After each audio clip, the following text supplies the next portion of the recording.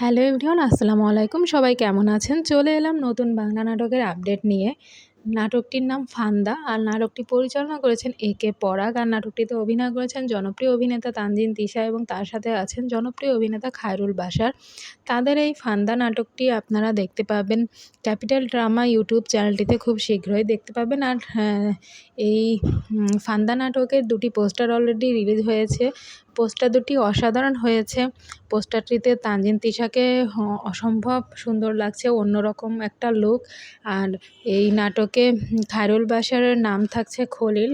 খলিল চরিত্রে অভিনয় করবেন তিনি। তারা একসাথে কিন্তু অনেকগুলো নাটক করেছেন এই পর্যন্ত। অবুঝ বায়না, হোয়াটে বউ, লাল গোলাপ, এছাড়া আছে শেষ প্রান্তে, প্রিয় শুভ্রা, আর আছে মানুষ মানুষ খেলা, এছাড়া আছে এক কাপ চা, এছাড়া আরও নাটক করেছেন ঘুন পোকা, ভালোবাসার ক্যাকটাস ও পাশানি।